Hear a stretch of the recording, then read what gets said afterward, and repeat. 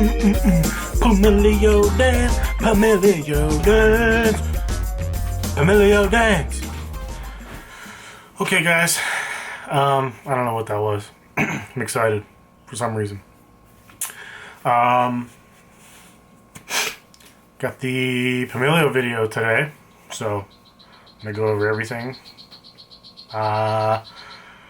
Hopefully you guys don't have any questions for me, although I'm sure somebody's gonna have a question or two.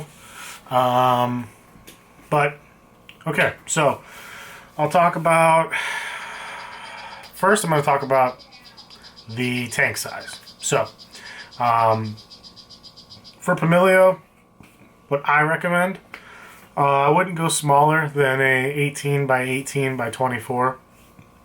That doesn't mean you can't. You know, I've bred Pumilio in a 10-gallon tank before, not on purpose. It was a holding tank, you know, their temporary enclosure. They bred in there successfully and reared some babies in there. So it can be done, but I don't recommend it, especially if you're going to have more than just a pair.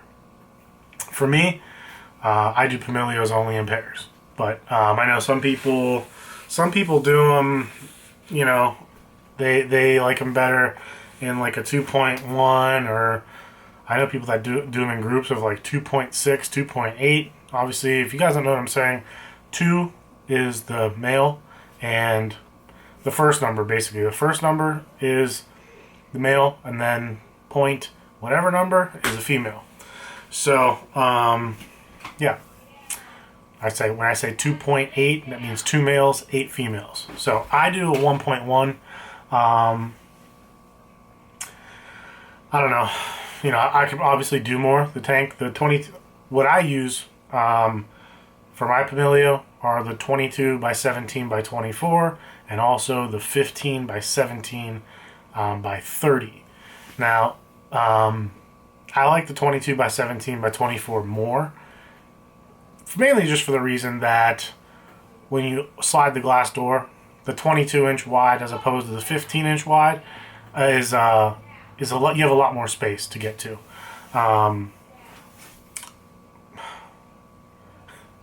Sorry, I just hear yelling out there. My girlfriend's yelling at my dog.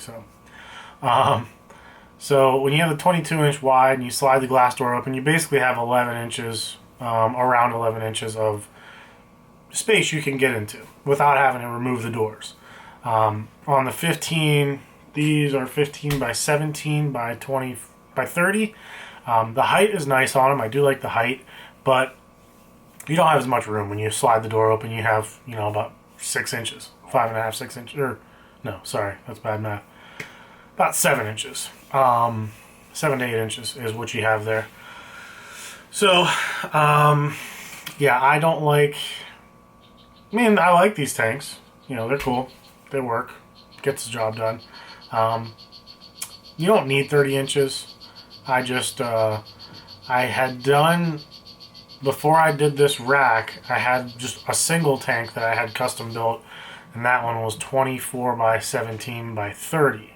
I wanted a 30-inch tall tank just for that. And then after I realized I was going to be making a whole rack, I was like, well, I might as well just do 2 24 by 17 by 30s and then fill the rest with 15 by 17 by 30. So that's why those are 30-inch tall. If I could do it all over again, I'd make them 24 inches tall, just so everything looks uniform as far as like the light shield and the height and everything. It'd be the same, which would just be a really cohesive look, which would be better. But we're not talking about that today. We're just talking about the actual enclosure itself. So these are all custom Eurovent. Eurovent just means that there is a vent underneath the door, and the design, the cool air gets sucked in from the outside of the tank, gets sucked in up along the glass, keeping the glass free of the condensation, and then there's a vent at the top where the warm air from the vivarium goes out the top, cool air comes in. So you're constantly getting ventilation there. It's good for the plants. You know, you're not, you know, oversaturating everything and keeping it too humid. You can regulate the humidity very easily with it. And it keeps the glass doors clear. But as you can see, my glass doors are not clear right now because I'm not running a fan. and I missed a lot, as you guys know. So I'm kind of simulating a wet season right now, so that's why the tanks are they're going to be lots of condensation on the glass right now because I'm running 0 fans in here. If I'm running fans, then the glass stays clear. So again, 15 by 17 by 30, and these ones over here, these are 22 by 17 by 24. So I like those better. You just have more room, I think. I don't miss the 6 inches of height that I'm getting on the 30-inch tall. I don't feel like I'm missing anything. So I have the misting system set up. I have drainage set up on them, so you guys know about all that, I believe. So as far as the tank itself, what I do, I don't even do a false bottom anymore. I just do the first layer. I do grow stones, then I do a substrate barrier, and then I do ABG. So the ABG I get from Glassbox Tropicals, Mike Rizzo. I really like his product. Mike's a good guy, one of my buddies. So I always order from him. You can get it other places. I just prefer his, and I like his product. So ABG. Then I do leaf litter and the backgrounds. You guys know my backgrounds. I do great stuff. Expanding foam, the dry lock method, plants, whatever. So as far as plants go with Pumilio, mine, I really just do Bromeliads and Markgravia. So I do Markgravia. I started at the base and then have it grow up into the background. Usually the ground floor has no plants.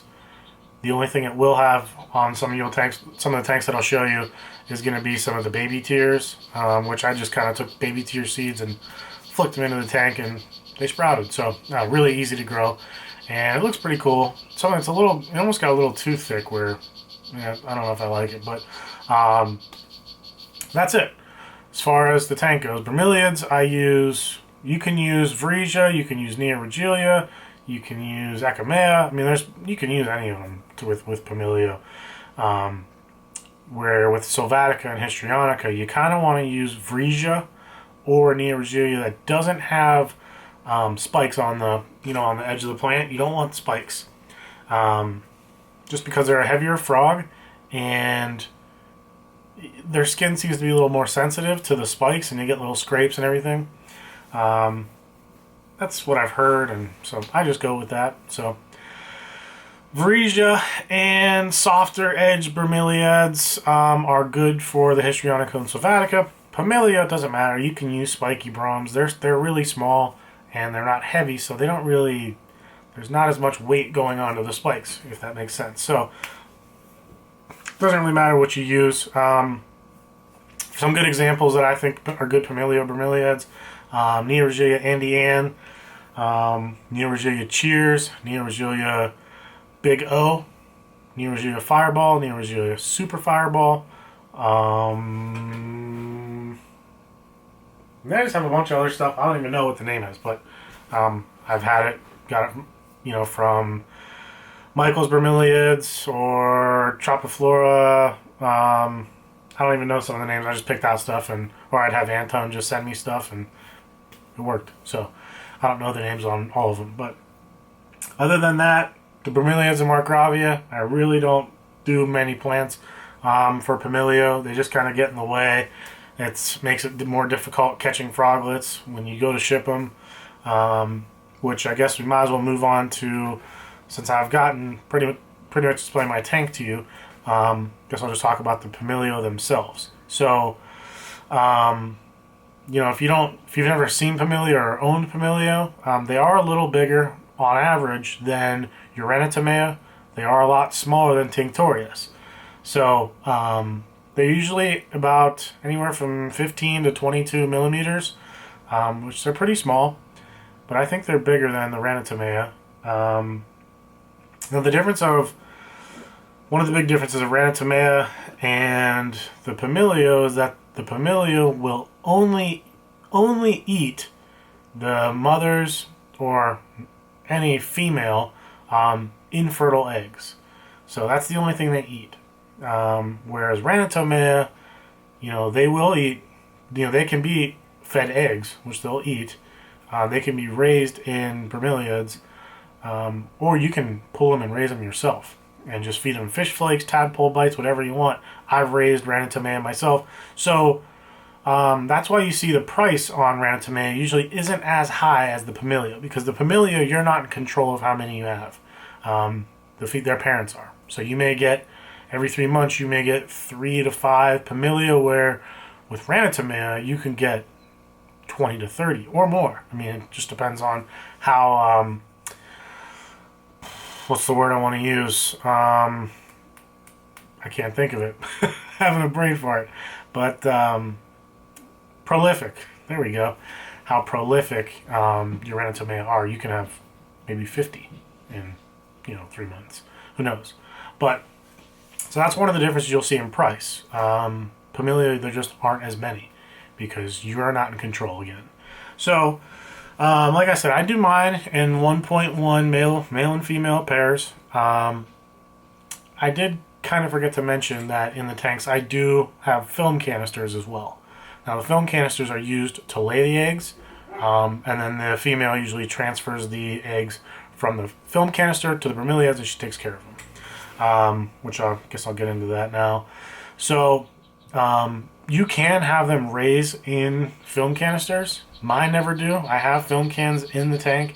They never raise the tadpoles in there. They always raise the tadpoles in the bromeliads, but I know people that have had tadpoles raised in the film cans. So I guess if you had 10 film cans in there tilted at a 45-degree angle filled with fresh water, and no bromeliads, I guess they'd have no choice but to raise them there. So you could do that if you want to monitor it, but I like more naturalistic stuff, so I let them do their job and do their thing, and when I see the little babies in there, then I know they're going to start breeding again to make more babies. So, yeah, I keep them, like I said, male and female per tank. The males do have a loud call. You can hear that right now. I think that's my Solarte male calling. Sexing them, obviously the males call. The males will also have usually a darker throat, like on their throat sac. It's usually darker. And they also have these 2 lines that go along their neck, the throat sac lines. So that's usually how you can tell males. Size-wise, I wouldn't say it's safe to go off that. I mean, usually females, they can be a little more robust. But obviously they don't have the throat lines, and they don't have a darker throat patch. So it's not as easy as sexing a male, but usually you just kind of, if they're 10 months old and you see one that's kind of chubby, doesn't have throat lines or a dark throat, usually more often than not, that is a female. So you just hope for the best. And males are usually really easy to sex with the Pumilio. So, like I say, they will court, and the male will kind of stalk the female, and he moves around like really robotic, like really quick little jerky movements, calling and stalking it, and then eventually they'll go in the film can, lay the eggs, and the male fertilizes them, and then the male comes back every couple days to keep the eggs moist, make sure they're doing well, and then when they hatch into tadpoles, the female comes to the film can. They swim up her back, or one will swim up her back, and then she goes and drops it off to whatever desired pool she wants to in the bromeliad. Then she comes back and gets another one, does the same thing. And then for 2 to 3 months, usually about 3 months, she goes and visits all her little spots and deposits her infertile eggs, and the tadpole eats them. And then when the tadpole pops its front legs and absorbs its tail, then they usually crawl out of the bromeliad, and you see them, and they're just cute little tiny frogs. Which are cool. It's really cool to see. It never gets old, especially with like some of the Pumilio that are very variable, like the Bastimentos, Escudo, and my Solarte usually all look pretty similar when they all come out. Some of them are spotted, some are not. The unknown Bastimentos I have always look crazy different. Same with the Colubre. So it's cool. It's always exciting seeing them come out. Like I said, it never gets old. But yeah, and when the babies do come out, this is where usually people tend to have issues, is the offspring. The offspring can be really small, especially when you're talking some of the locales like Escudo, Isla Popa, Shepherd, I think it was, or Isla Pastores. Some of those are really, they're usually only 15 to 17 millimeters. They're smaller adults, and the babies are tiny, and they take a while to grow. Where like Bastimentos and black jeans are pretty large. They're, some of them even they like rival certain Sylvatica species as far as size goes. Bri-bri or Bri-bri, I don't know how you say it or however you want to say it. That's also another large pumiliomorph. Bastimentos are a good size. They're not small, but they're not large. They're kind of, I'd say probably 20, 21 millimeters maybe. And they come in red, yellow, orange, green, gold, all kinds of crazy colors. So it's really fun with the Bastimentos. You just never know what you're going to get. Mine actually change colors. Sometimes they morph out red, and then a year after I've shipped them, someone shows me a picture and it's bright yellow. So it's kind of cool how that happens, and you never really know what you're going to get there. But yeah, when you're with the babies, the Froglet Pumilio, they're really small, and if you don't really know what you're doing with Springtails or ISOPODS, or you didn't make your tank bioactive. This bioactive word is driving me nuts. It's everywhere on YouTube. Everybody's using bioactive. Basically, they're just saying the vivarium has Springtails and ISOPODS, and it's bioactive. I can tell you, some of the froggers that have been around as long as me, we've been doing that forever, and not once did we use the word bioactive. It's this huge word lately, so it annoys the crap out of me. So I'm going to put it in the title of this. It's going to say Bioactive Pumilio Setup, something like that, whatever. So, yeah, the Springtail, if you don't really know what you're doing with Springtails and isopods, you don't breed them. You can seed the tank with them, but sometimes that's not enough for the baby Pumilio. It's always good to have a master culture or two. Just and every couple days, I'll open the master culture. I use this black Mist King line. Let me show you here. It's just like I think this is the 3/8 line, and I just literally open the lid of the Springtail cultures and just blow the Springtails in the tank. You could blow a couple hundred. I mean, there's thousands of Springtails in a good culture.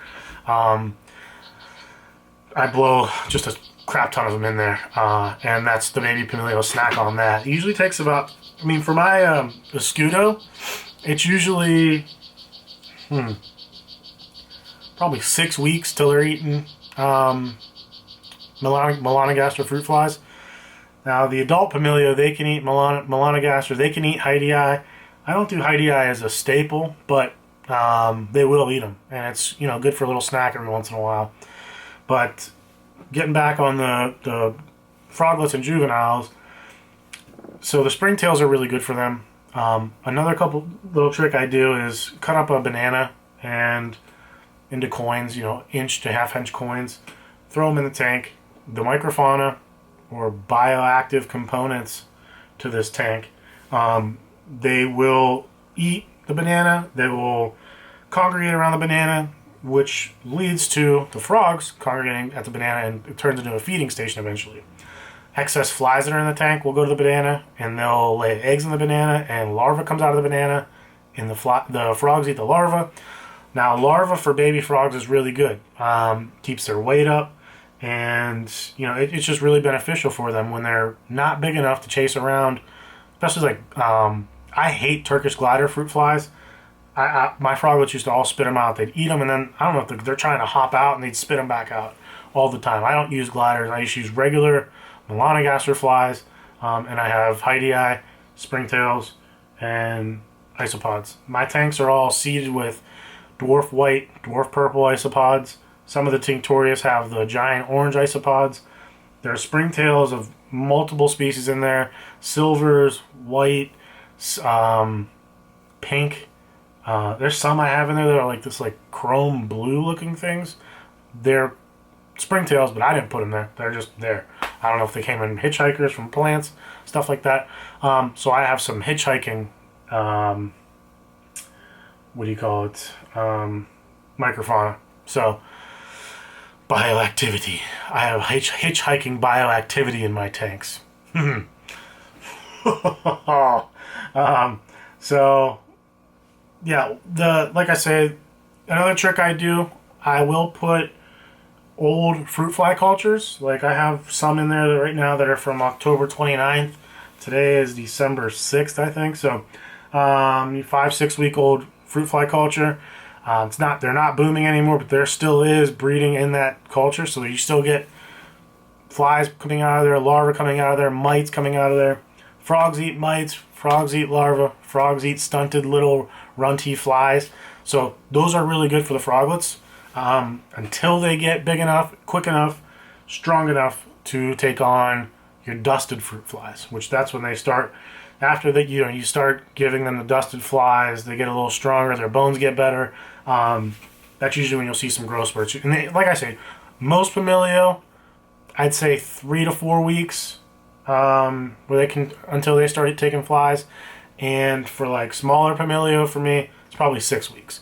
Now shipping the juveniles and babies and stuff like that, I usually wait 3 to 4 months on normal sized Pumilio to ship. It's not like Tinctorius where, there's Tinctorius I have that usually, it can be even under 2 months because mine morph out huge. So sometimes it's 5 weeks. If I can see them easily eating high DI fruit flies, they're good to go. They're eating dusted high DI flies, means they're good to go. Now Pumilio, that's not the case. I usually wait 3 to 4 months to where I see they're holding good weight, they're eating dusted flies, their bones look good, they're hopping, they're climbing, walking, all that stuff looks good. Then I'll ship them out. Now like a Scudo, they're the only small Pumilio I have, which we can save for another discussion. They're not really Pumilio, they're actually their own species, but I just call them Pumilio because it's still not, what am I trying to say? I guess it's still up for debate on what they are, but they are smaller than Pumilio. Like I said, they're 15 to 17 millimeters. So Pumilio offspring, I usually wait 6 to 7 months to ship them. Like they take forever for me to build, to grow. So sometimes I'll see a 3-month-old and it looks like a 4-week-old Bastimentos. Like they're tiny, but they're developed, like they move well, they hold good weight, but I'm just not comfortable shipping something that small. So I wait till they get a little bigger. So as far as shipping, you just want to wait a little longer. They take a little longer to develop than the Tinctorius, at least in my experience. Some people may wait longer on their Tinctorius if they morph small, but I've showed you guys before, mine morph out huge. So, yeah, that's as far as the, rearing the froglets. That's kind of where people go. They consider the Pumilio to be more of a advanced species. They don't recommend it to beginners. It's usually because of that. The breeding isn't difficult. It's not hard to get them to breed. But it's a little more challenging to raise Pumilio offspring because they're smaller. If you're experienced with Springtails and ISOPODS, you shouldn't have any trouble. I don't see why you would. And if you take those tips I mentioned about the bananas and the fruit flies, you shouldn't have any trouble. So, but a lot of beginners, they don't have experience with isopods or springtails. And I'm no springtail expert. I just buy master cultures from Mike. He ships them to me. I usually have them for, like this one I've had going for probably 4 years. It's going forever. So, I'm not a springtail lunatic. Some people have like 30 springtail cultures. I don't know why. I have no why. It doesn't make sense. You should have reoccurring microfauna or bioactivity going on in the tank. So you shouldn't need that many cultures. But if you've got 40 Pumilio tanks, maybe that's why. I don't know what everyone has. Just for me, I have the yellow Bastimentos or the cemetery Bastimentos. I have the Escudo. I've got Solarte.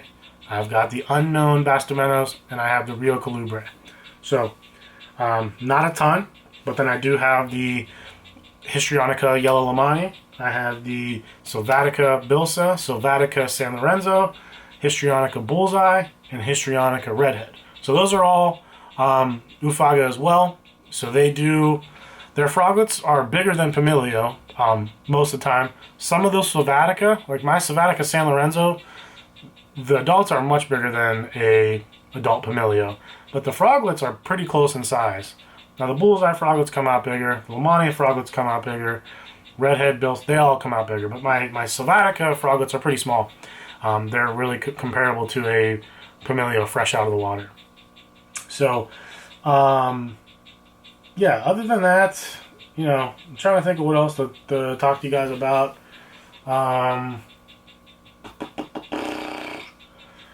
going to show you guys around, show you some vivariums, some of my Pumilio vivariums, how the plants are, how the substrate is, some of the bromeliads I use.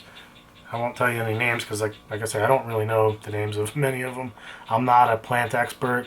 I don't claim to be a frog expert. You know, I've been doing it for a while, and you know, I have pretty decent success with my stuff and the way I do my stuff. So that's what my channel's kind of all about, what works for me. You guys have heard me say it before. So don't do exactly what I do. I mean, you could. It should work.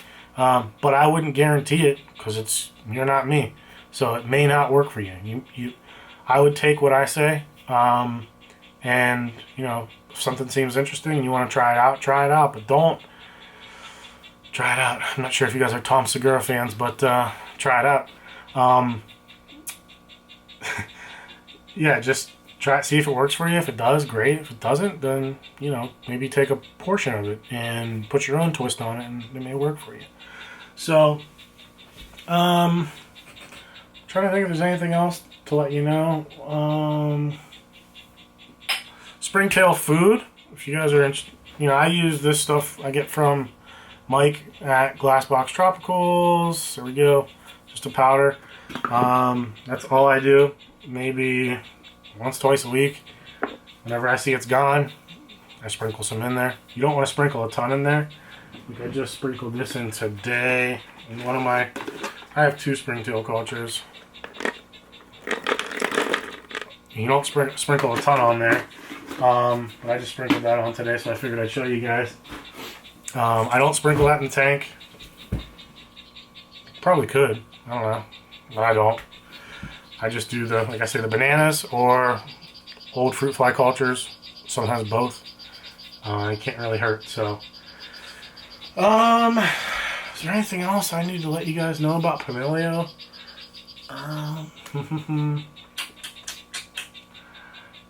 No. I think that's it. I mean, I talked here for 28 minutes, so another stupid long video. But, okay. This is a 15 by 17 by 30 Eurofront Pumilio tank. This houses my unknown locale of the Bastimentos. So, let's see, that's some baby tears that I just randomly like sprinkle the seeds throughout the vivarium, and it grows pretty cool. These are really accent bromes. They're not going to raise tadpoles there or there. They will raise tadpoles in that bromeliad, this bromeliad, and there's usually quite a few in this one because this is like a really good, you know, it's not pressed up against the wall. I like having this out. It's like just out in the middle of the tank. That means they can literally lay anywhere. Tadpoles they can raise anywhere in this plant, which is nice. So like I've got some film canisters that have water if they did want to raise a tadpole in there, but like I say, they never do. They'll lay eggs there. They will lay eggs up at the top here in that one. And I also have this one that's kind of tucked back into the, let me see if there's anything in there. Nope. I cut out a little hole in the actual Great Stuff expanding foam. And so they do lay there. There's one of the frogs here. See if I can get him to come out. There he is. So that is my male. You can see his little throat. First off, it's a dark throat. Ooh, he jumped right back in there. So they have dark throat patches, and obviously it was like the throat sac was kind of expanded down. There's the female. See if I can.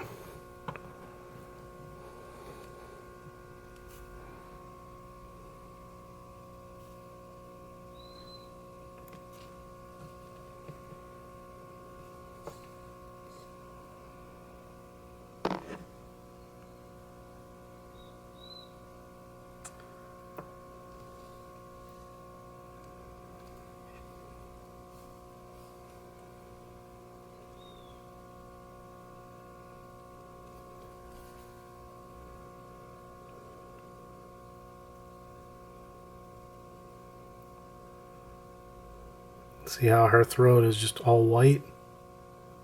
The male is not like that. It's a pretty frog though, with the white feet, white belly, very minimal spotting. Very orange. Their offspring usually come out red though.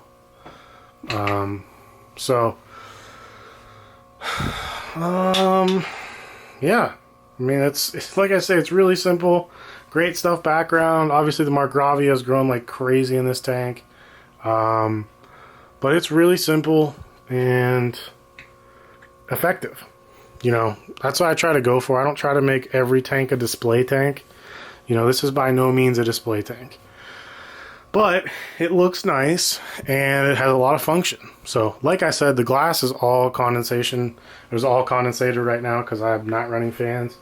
Trying to replicate the wet season. So let me put this back and then I'll show you another tank. Alright, this is my Rio Colubre tank, right next to the one we just looked at. So as you can see, I have an old culture in here. There's a little baby there. And there's a subadult and another baby. So you can see they were all hanging around that fruit fly container because there's mites, larvae, all kinds of stuff they can snack on. Again, I have water spots where they can rear tadpoles, but they never do. So I think they laid eggs in one of these. Let me go to light.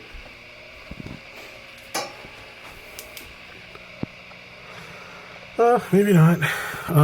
Let's see, maybe it was this one.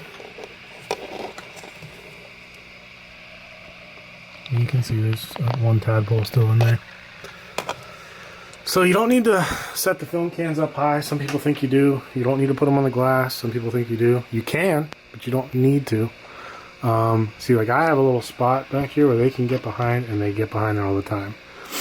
And it drives me nuts. And I can't really fix it because I'd have to remove them, and you know, I don't feel like doing that. It's not that big of a deal. I can usually like lift it out and find them, but again, it's really the same setup. A couple decent Bromeliads.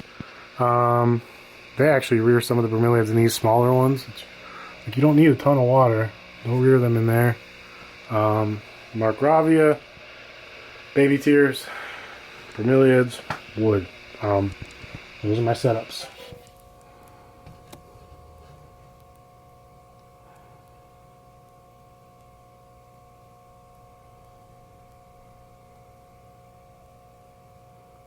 It's a nice example of a male Rio Colubre.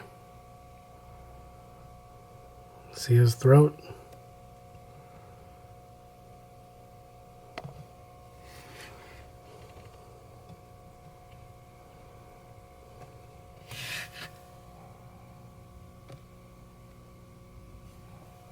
This is the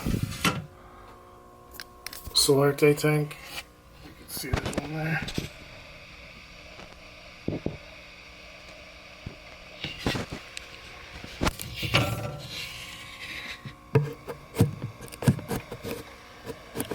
Really cool frog.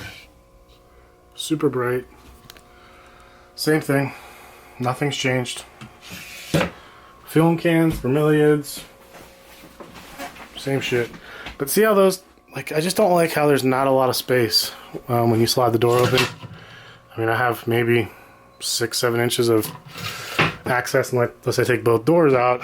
You know, with these bigger tanks, this is my Escudo tank, I have much more space to get in there and dig around.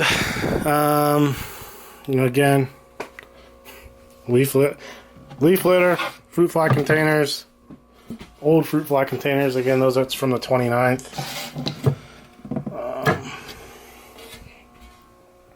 See if I can find any babies of these really small guys. Yep, here's one. Not sure if you can see it. There he is.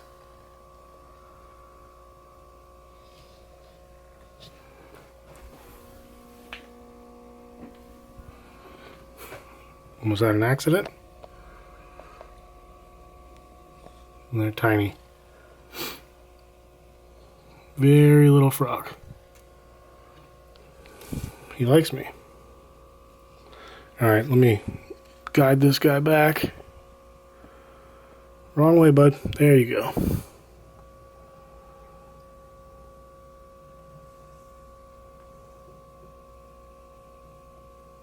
Super cool little frogs.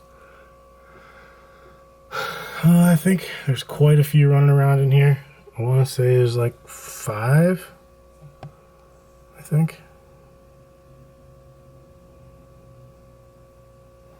Red with blue legs. Sometimes they're not as red and they have more blue. There's a couple I saw hanging out up there today. But this is a good spot. They always drop tadpoles off in this little pod. Get to see him come out of there. It's really cool. Not the same one. I think this is the same frog. Tiny. So I usually just blow springtails in there. Like when they're that small, they're not eating any flies. Mainly springtails. Another Pumilio. This is my cemetery bastimentos or yellow bastimentos tank over here. But I guess I could show you guys how to catch them. How to catch Pumilio. We didn't really talk about that. So these are glass test tubes. They have little cork lids. I think I got 12 of them off Amazon for like 12 bucks, I want to say.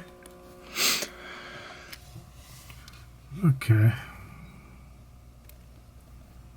There's a little froglet.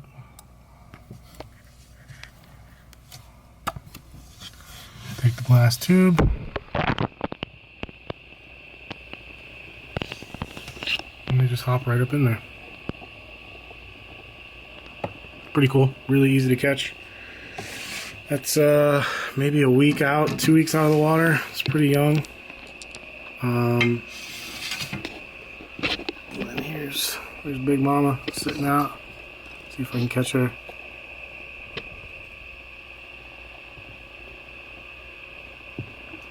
See?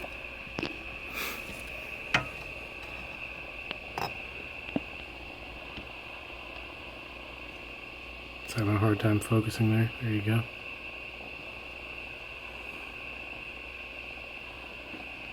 Mama and one of her babies.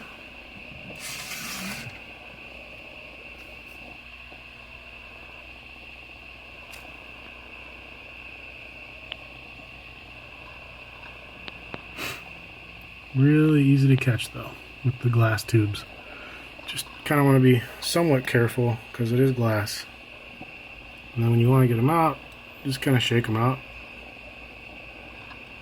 I like to turn them where their back is facing up and toss them out. There you go. The baby's still right there.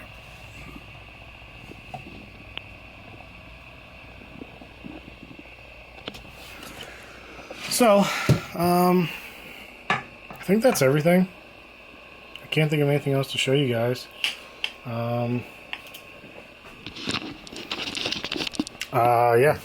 As far as Sylvatica and Histrionica, my San Lorenzo male.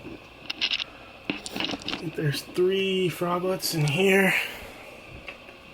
3 or 4. I think I saw another one came out yesterday.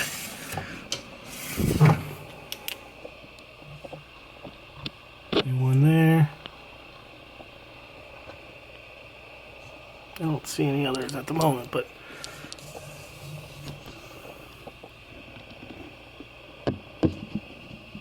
let's see if I can get some light on them. There. But yeah, I keep my San Lorenzo pretty much the same as Pumilio. Like I said, I don't use spiky leaves really.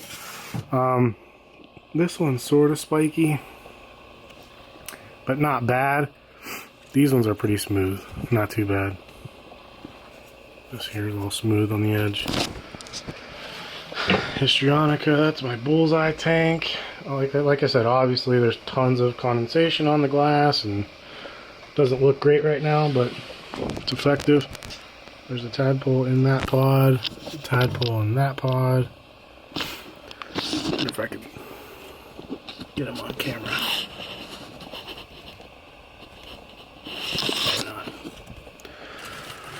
I don't know where else they are.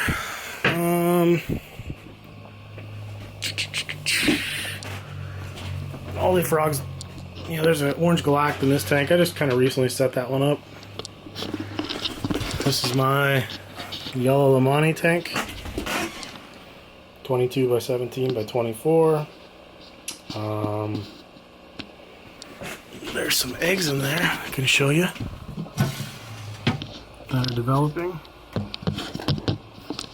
Actually, I don't think I can get there. They're in that right there.